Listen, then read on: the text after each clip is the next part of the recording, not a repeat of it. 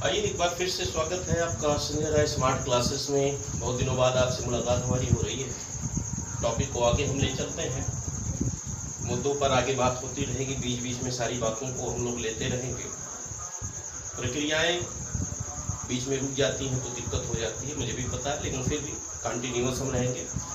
आप देखेंगे औसत हमें निकालना है और औसत पे ही कुछ क्वेश्चंस बाकी रह गए थे, क्योंकि 50 मैंने वादा जो किया था उसी को पूरा करना है। तो आप याद रखें कि औसत निकालना है क्रमागत, वो भी सम संख्याओं का। पॉइंट आउट करेंगे, सम संख्याओं का औसत निकालना है। दूसरा यहाँ शब्द है वर्गों का।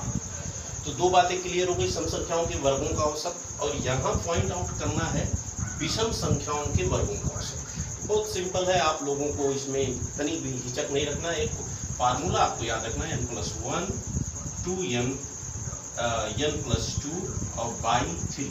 अगर इतना आप कर लेते हो आपका काम आसान है। कितनी संख्या है बस ये देखो, 25 है, तो 25 और 1 कितना हो गया 26, और 25 और 2 27। इतना तो करने आई देगा, 25 और 1 26 और 25 2 27।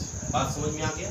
या आप ऐसे कर लो, 25 और 1 26 और 1 के बाद 2 आते हैं तो 25 2 27 अपॉन 3। ये रहेगा ही रहेगा, 3 से आप काट लें, 3 9 27, 9 से मल्टीप्लाई करें, 9 6 54, 9 दूनी 18, और 18 और 5 हो गया 23। आपका आंसर कितना आ गया?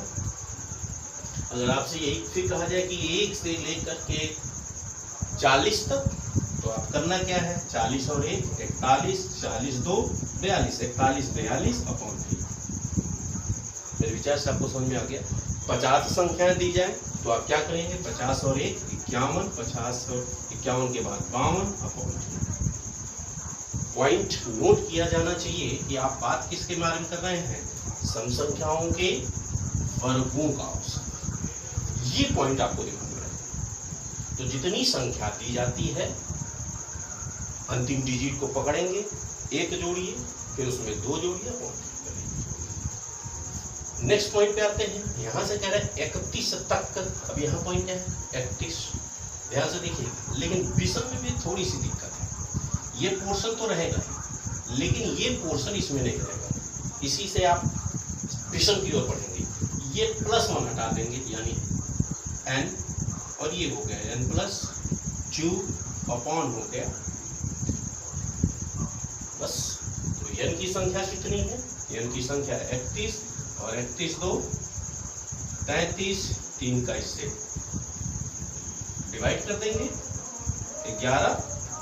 11 करना में 11 11 3 33, और 1 कितना हो गया 24। आई होप एक बार और आप लोग चेक कर लें।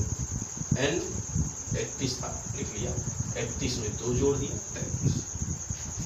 नीचे 3 यहाँ भी है, 3 यहाँ भी है, सम के लिए भी और विषम के लिए। बात पॉइंट करते हैं वर्गों के औसत की, और वर्गों के औसत के लिए पॉइंट वही रहती है 3। डिवाइड कर लिया, आंसर हो गया 341। अब आती है क्वेश्चन और देता है कभी कभी कि लगातार 3 वर्षों में उत्पादन हो रहा, जनसंख्या बढ़ रही है, जनसंख्या कम हो रही है, तो औसत कमी औसत वृद्धि, इस टाइप के क्वेश्चन भी कभी कभी देखने को मिलते हैं, और लड़के इसी में फंस जाते हैं। तो आपको करना कुछ नहीं, कितनी बार वृद्धि हुई है बस ये देख लो। तो आपको ये दिख रहा होगा कि इसको 3 बार वृद्धि हुई है। तो एक माध्य निकलता है, ज्यामिति में एक माध्य होता है इस मामले में। तो आप करते क्या हो, मल्टीप्लाई कर लो, 1 2 है 2, 2 चौक के 8। तो ये आप लिख लिया 8। कितने 0 है, 3 0, 3 0 आप लिख लें, और जितना है 3 बार हुआ 1/3 कर दीजिए। अब आप यहाँ देखो, 8 किसका क्यूब है 2, और ये 3 0 1 0 का हो गया, ये क्यूब हो गया 1/3, 3 से कैंसिल। क्या परसेंट की औसत वृद्धि हो गई, 20%। हमारे विचार से एक बार और आपको समझना है, तो जितना है उसको मल्टीप्लाई के रूप में सपोज कर लो कि A%, B%, और ये हो गया C%। तो A, B और सेशन और मैं आप लोगों के लिए लेकर आया बहुत बेहतरीन प्रश्न। निश्चित तौर पे ये परीक्षाओं में पूछे भी जाते हैं। देखिए, एक बल्लेबाज अपने 17वीं पारी में 85 रन बनाता है, जिससे उसका औसत 3 रन बढ़ जाता है। 17वीं पारी के बाद उसका रन औसत क्या होगा, यदि वह कभी नाबाद न रहा हो। तो इतना तय है कि आपके पास 3 डिजिट दिया गया है, तीनों डिजिट को समझिए। 17वीं पारी में 85 रन बनाता है, ठीक, ओके। रन एवरेज 3 रन बढ़ जाता है। अगर आप इसको लगाने जाइए तो समय ज़्यादा लगता है, और अगर सामान्य तरीके से सोचा जाए तो ये सेकंडों में लगेगा। देखिए, यानी वो 16 पारी तो खेल चुका है। खेल कितना चुका है, 16, तभी ना 17वीं पारी खेलेगा। तो ये जो 16 पारी औसत कुछ था, 16 पारी तक तो कुछ औसत था ही। तो आप पोजीशन क्या बनाओगे, जितनी पारी पहले वो खेल चुका, क्योंकि पूछा क्या जा रहा है 17वीं पारी के बाद। हो सकता हो आपसे ये पूछ लेता कि 16वीं पारी में ही कितना, दोनों क्वेश्चन यहाँ पे करेंगे। 16वीं पारी में कितना रन औसत था, 1 पॉइंट, दूसरा 17वीं पारी के बाद। अगर आपसे 17वीं पारी का पूछ रहा है तो आपके पास 16 पारी खेल चुका है, तो 16 में जितना बढ़ रहा है, कितना रन बढ़ रहा है, 3, औसत बढ़ रहा है 16 तिया 48, तो 16 तिया 48 रन बढ़ रहा है। तो 17वीं पारी में चूंकि बनाया कितना था, 85, आप क्या करते हो 85 में से इसका मल्टीप्लाई करके घटा दो, तो 85 16 तिया 48, आंसर हो जाएगा 37। क्लियर हो गया, आपको बहुत आसान नजर आ होगा। 16 पारी जो खेल चुका है, पूछ रहा है 17वीं पारी। अच्छा, एक चीज और देखो, आप अगर 16वीं पारी पूछ लेता तब आप क्या करते, तो वही चीज, तो हम 17 पारी क्योंकि खेल चुके हैं तो 16वीं पारी तक पहुंचेंगे, तो 17 तिया 51, तो इसी 85 में से जितनी औसत वृद्धि हो रही हो वो घटा दो, तो 85 माइनस कितना हो गया, 5 में से 1 गया 4, और 8 में से 5 गया, तब एवरेज कितना था 34। अब आप देखो 16 पारी में एवरेज कितना है 16, 3 बढ़ा है 17वीं पारी में, 34 और 3 कितना हो गया। या आप ये नहीं निकालना चाहते हो तो अगर 17वीं पारी या कोई भी पारी आप निकाल लेते हो तो आप 3 घटा लोगे तब भी आंसर आ जाएगा। दोनों पोजीशन में आपका आंसर आना ही आना है। क्लियर हो गया, ओके। आगे देखते हैं, यहाँ आप थोड़ा सा इंडिकेट करेंगे। टोटल आपके पास संख्या 120 है और प्रत्याशियों द्वारा परीक्षा में प्राप्त किए गए अंकों का औसत है 35। पास होने वाले प्रत्याशियों का औसत है 39, जबकि असफल होने वाले प्रत्याशियों का औसत अंक है 15। तो प्रत्याशियों की संख्या जो उत्तीर्ण निकल जाएगा तो अनुत्तीर्ण निकल जाएगा। तो आपके दिमाग में बहुत इजी तरीके से सिस्टम बनाते हैं। देखना, इसको एक रेशियो बेस पे काम करते हैं।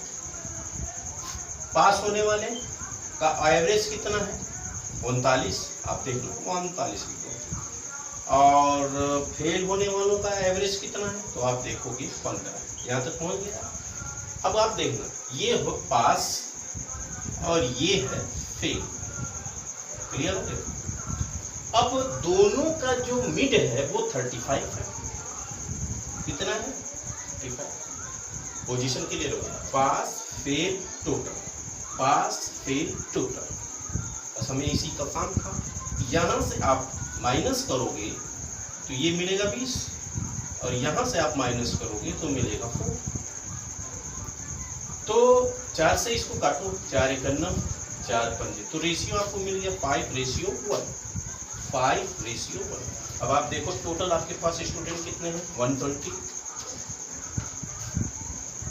पास वाले की संख्या निकालनी है, मल्टीप्लाई 5, और टोटल इन दोनों का हो गया 6। क्लियर। एक बार और आते हैं, पास आ गया भाई, पास यहाँ है, फेल यहाँ है, टोटल यहाँ है, रख लिया, माइनस किया 5, 20 माइनस किया 4, छोटा कर लिया 5। अब आप इसको टोटल संख्या आपकी जितनी भी रही हो, जिसको आपको निकालना मल्टीप्लाई कर दीजिए, 6 से डिवाइड कर दीजिए, 20 पंजे, तो इसकी संख्या सफल होने वालों की संख्या आ जाएगी कितनी। बहुत अच्छा लगा होगा आपको देखकर। नीचे करते हैं 4 से प्रारंभ करते हुए 5 क्रमागत सम संख्याओं का औसत। 4 से प्रारंभ करना है तो अंतिम संख्या आपकी 12 होगी, भाई आप देख लो 4, 6, 8, 10 बार हो गया। तो आपको कह रहा है इसका औसत बताना है, दोनों को जोड़ लो, 12 4 16, 16 का आधा 8, दोनों को जोड़ा गया, आधा कर दिया गया, आंसर कितना आ गया 8। ये क्वेश्चन आपको समझ में आया होगा, और जो भी आपको कहीं भी दिक्कत आ रही होगी तो कमेंट बॉक्स में आप जरूर जाइए, कमेंट करिए, और जो भी समस्या है उसमें आप रखें।